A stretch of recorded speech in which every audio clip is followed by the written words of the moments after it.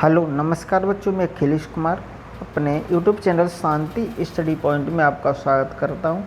आज की जो हम क्लास लेके आए हैं वो क्लास है औरंगजेब के बारे में देखेंगे। इस क्लास में हम मुग़ल वंश देख रहे हैं और ये मुग़ल वंश का आखिरी शासक चल रहा है। इससे पहले हमने गुलाम वंश का पूरा इतिहास और मुग़ल वंश का ये आखिरी शासक है। इससे पहले मुग़ल वंश में जितने भी शासक हुए उनके बारे में पूर्ण रूप से वीडियो बना के अपलोड कर दिए हैं। आप उनको वीडियो को वॉच कर सकते हैं।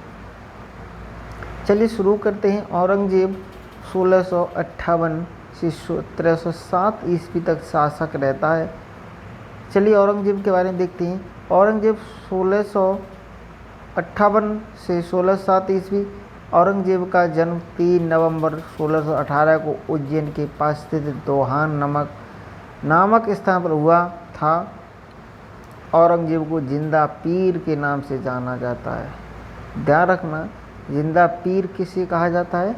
औरंगजेब को कहा जाता है, क्योंकि इसने अपने पिताजी को कैद करके रखा था। और जब इसने अपने पिताजी को कैद किया तो आगरा में आगरा किला है, उसी किला में इन्हें बंद रखा था। औरंगजेब के पिता का नाम शाहजहां था। शाहजहां के 4 पुत्र थे, 3 पुत्रियां थीं। शाहजहां के बीमार होने के कारण उसके सभी उत्तराधिकारियों के बीच मुगल साम्राज्य का शासक बनने के लिए संघर्ष प्रारंभ हो गया था, जिसे उत्तराधिकार का युद्ध के नाम से जाना गया था, जिसमें सबको हराकर औरंगजेब ने 21 जुलाई 1658 ईस्वी को मुग़ल साम्राज्य की गद्दी पर अपना कब्जा किया था और अपने पिता शाहजहां को आगरा के किले में शाहबुर्ज में बंदी बना दिया था। औरंगजेब का राज्याभिषेक 2 बार हुआ। पहला राज्याभिषेक 21 जुलाई 1658 में हुआ था तथा दूसरा राज्याभिषेक 15 जून 1659 ईस्वी को हुआ था। यह दोनों ही राज्याभिषेक दिल्ली में हुए थे। मुग़ल साम्राज्य का ताज पहनते ही औरंगजेब ने आलमगीर की उपाधि धारण की थी। ध्यान रखना, आलमगीर की उपाधि किसने धारण की थी? तो ये की थी औरंगजेब ने। औरंगजेब एक कठोर शासक तथा कट्टर रूढ़िवादी सुन्नी मुसलमान था। इसी कारण वह हिंदुओं के प्रति असहिष्णु था। औरंगजेब ने 1663 ईस्वी में हिंदुओं के तीर्थ यात्रा करने पर भी कर लगाया था और हिंदू व्यापारियों से भी कर वसूली की जाती थी। इसने सती प्रथा पर भी प्रतिबंध लगाया। 1668 ईस्वी में हिंदुओं द्वारा मनाए जाने वाले त्योहारों और धार्मिक अनुष्ठानों पर भी रोक लगवा दी थी। 1669 ईस्वी में औरंगजेब ने काशी के विश्वनाथ मंदिर, गुजरात के सोमनाथ मंदिर और मथुरा के केशव राय मंदिरों को तोड़वा दिया था। 1679 ईस्वी में औरंगजेब ने हिंदुओं पर जजिया कर फिर से शुरू कर दिया, जिसे औरंगजेब के परदादा अकबर ने अपने शासनकाल में बंद करवा दिया था। मतलब जो जजिया कर अकबर ने लगवाना बंद किया था, उसी जजिया कर को औरंगजेब ने फिर से लगाना शुरू कर दिया।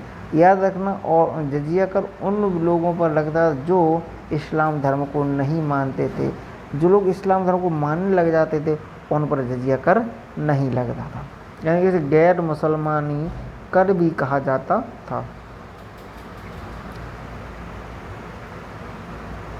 साथ ही औरंगजेब ने नौरोज त्यौहार न मनाने का भी आदेश जारी किया था। इसके अलावा जुए तथा नशा करने पर, मंदिरों के निर्माण पर, कुरान विरोधी कार्य करने पर तथा सिखों का कलमा लिखवाने पर पूर्णतः प्रतिबंध लगा दिया था। इसीलिए इसे जिंदा पीर कहा जाता है। एक तो जुए तथा नशा करने पर प्रतिबंध लगा, चलो ये तो अच्छा हुआ। मंदिर के निर्माण पर रोक लगा दी, कुरान विरोधी कार्य करने पर रोक लगा दी, ये तो उसके हित के लिए से बंद कराया था। सिखों पर कलमा लिखवाने का भी पूर्ण प्रतिबंध लगा दिया था। औरंगजेब की इस कट्टर नीतियों के कारण उसके शासनकाल में कई विद्रोह हुए, जिनमें 1672 के मध्य अफगानों का विद्रोह, 1669 से 1800, ये डेट गलत दी है उन्होंने,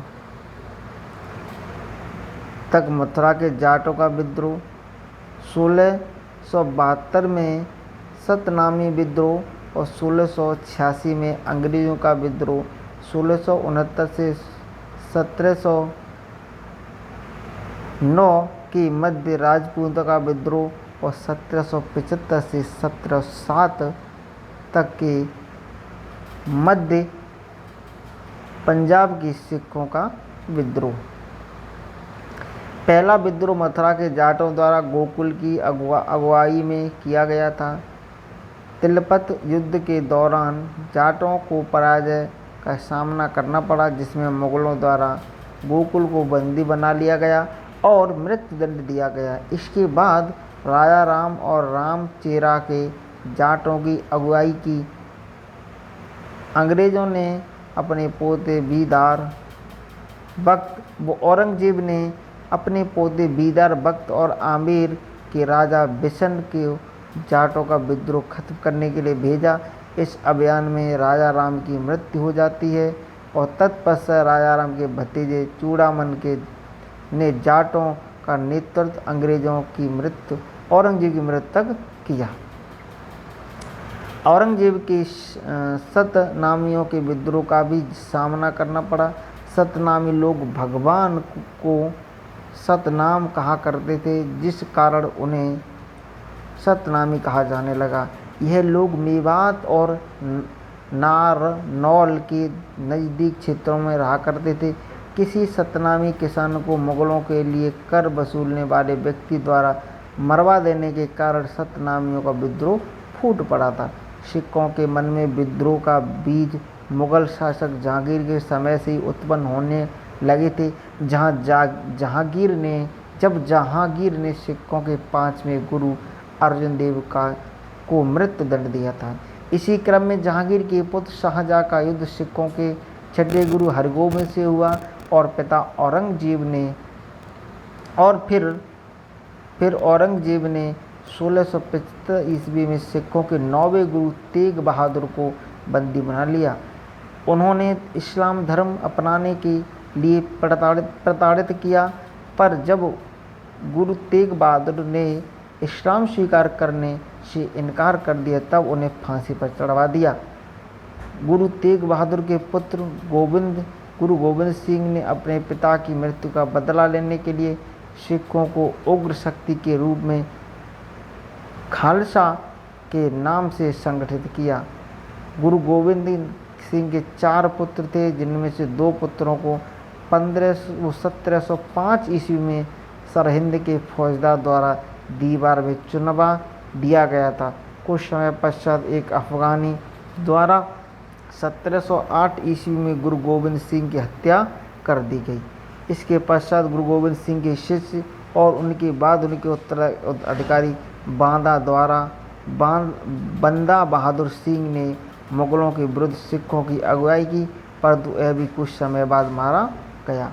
औरंगजेब को अपने शासनकाल में मराठाओं का भी सामना करना पड़ा। मुगल और मराठा लंबे समय से ही शत्रु थे।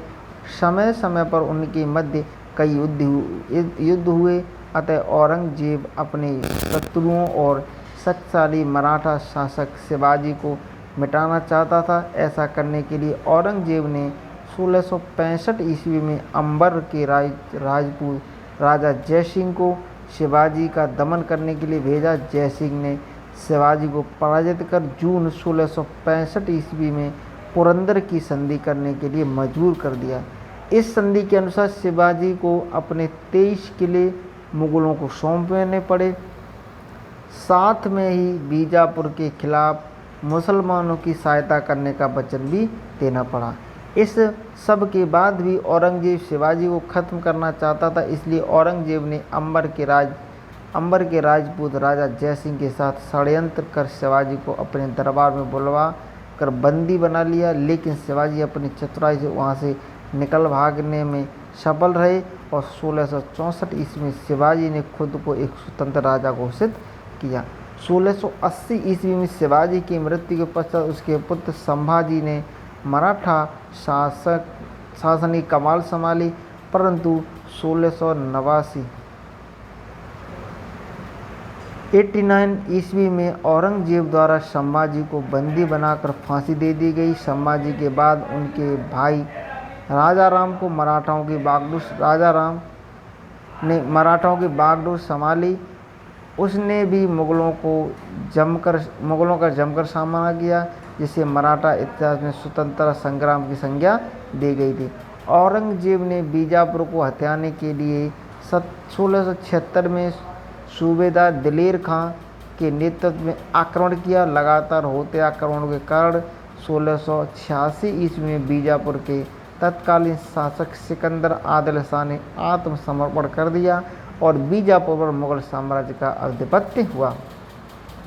1687 ईस्वी में औरंगजेब ने गोलकुंडा पर आक्रमण कर उसे भी मुगल साम्राज्य में मिला लिया। तकरीबन 50 वर्ष तक शासन करने के पश्चात 3 मार्च 1707 को 88 वर्ष की आयु में औरंगजेब की मृत्यु हो गई। औरंगजेब के शव को महाराष्ट्र के एक नगर दौलताबाद में दफनाया गया।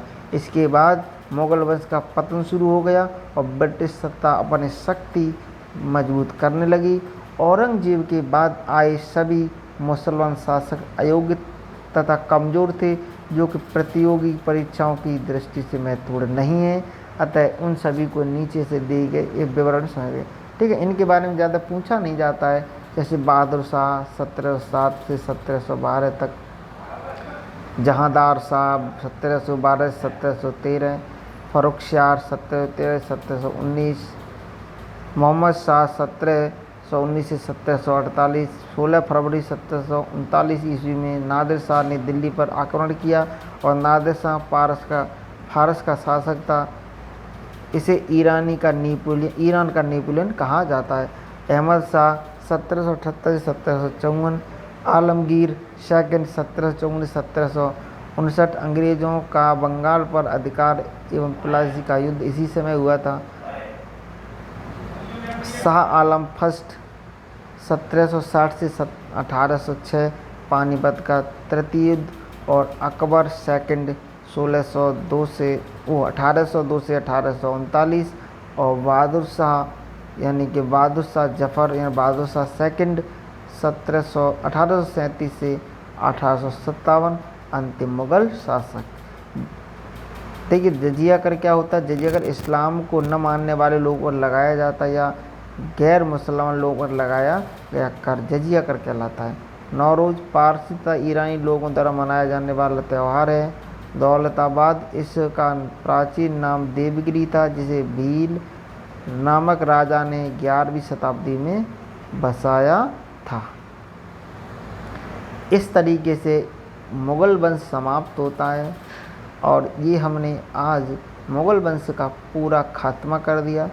चलिए मिलते हैं नेक्स्ट वीडियो में, जिसमें हम आगे का लेके आएंगे। अब इस मुग़ल वंश से संबंधित जो भी महत्वपूर्ण प्रश्न होंगे, उन प्रश्नों की श्रृंखला शुरू करेंगे। तो आप हमारे चैनल के साथ जुड़ जाइए और इन वीडियो का लाभ उठाइए। चलिए मिलते हैं नेक्स्ट वीडियो में। Thank you for watching and bye bye.